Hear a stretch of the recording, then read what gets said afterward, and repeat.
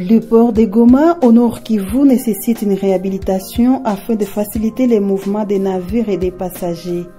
Selon le constat des reporters de la coordination des médias partenaires de l'Agence de facilitation du transport de transit du corridor central, AFTTCC en sigle, les infrastructures de base du dit port ne sont plus dans les normes internationales afin d'accueillir d'autres navires en provenance des provinces voisines de pays membres du corridor central.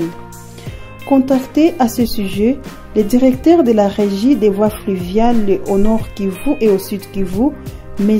Henri Nzila, l'emménagement de ces ports revêt un caractère urgent car il facilite d'abord les échanges commerciaux entre les provinces du Nord Kivu et du Sud Kivu, aussi entre la République démocratique du Congo et le Rwanda.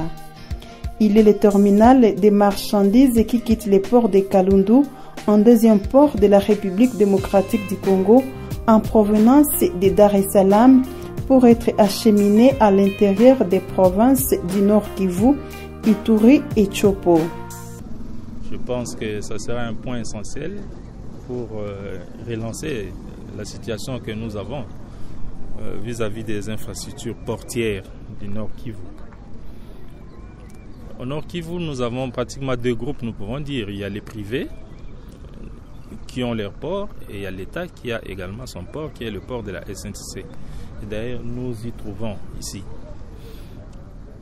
L'État portière du domaine public du Nord Kivu est alarmant. Ça, nous ne pouvons pas nous le cacher. Et depuis que nous avons commencé des tractations avec Tradmark, avec Corridor, pour relancer l'état de ces ports étatiques, jusque-là, rien n'a bougé.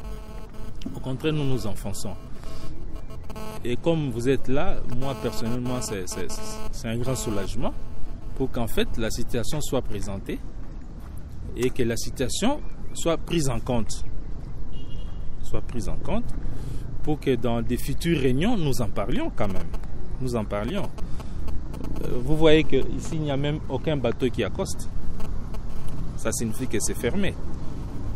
Et vous voyez même, il y a des bateaux sous eau.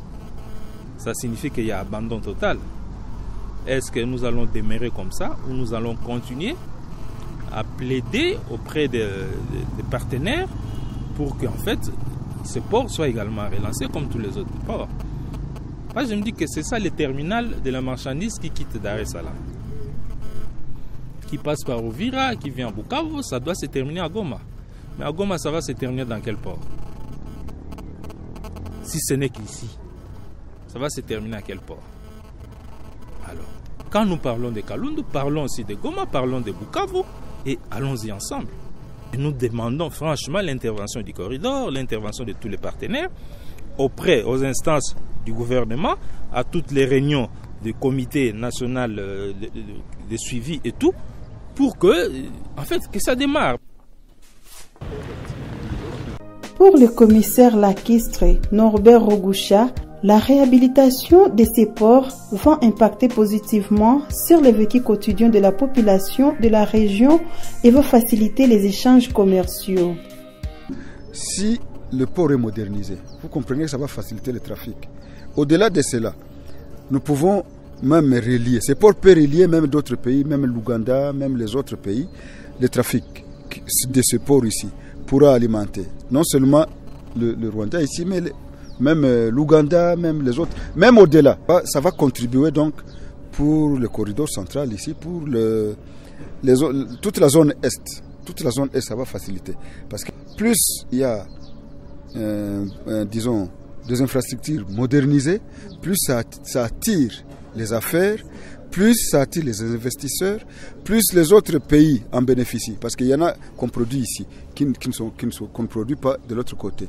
Donc, c'est vraiment un besoin urgent et capital, même vital, je dirais.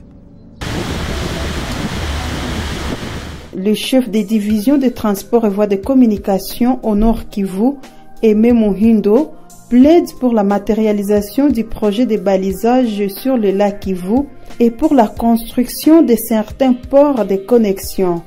un projet dont les études de faisabilité ont été présentées à Rubavu, au Rwanda, depuis 2018. Le Nord Kivu n'a que des ports privés. Alors, nous avons planifié, nous avons donné un programme au gouvernement provincial de nous chercher un endroit où on peut construire un port moderne. Nous avons déjà effectué, nous avons déjà fait ce travail.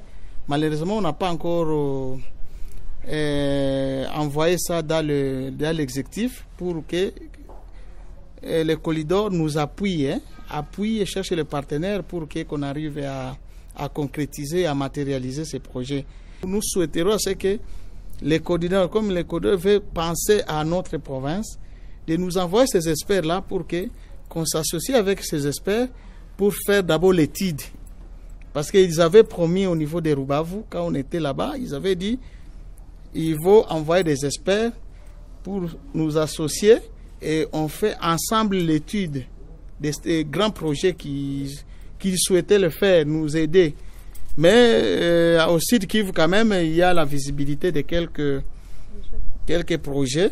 À Uvira, nous avons visité avec la délégation et nous avons compris quand même les Colidor s'est impliqués. Alors nous avons encore souhaité à ce qu'ils nous envoient des experts. Alors on va s'associer avec nous pour qu'on étudie dans l'ensemble les études profondes de vos projets, que les Colidor veulent nous aider. Parmi ses attributions, l'Agence de facilitation du transport des transits du corridor central plaide pour la réhabilitation et la modernisation des ports. En République démocratique du Congo, l'agence a plaidé pour le curage et le dragage du port de Kalundu, un projet de trademark East Africa. L'agence de facilitation du transport de transit du corridor central est constituée de 5 pays membres: le Burundi, la République démocratique du Congo, le Rwanda, la Tanzanie et l'Ouganda. Ce magazine est la production de l'équipe de reporters de la coordination de médias partenaires de l'Agence de facilitation du transport de transit du corridor central en République démocratique du Congo. Merci et au prochain rendez-vous.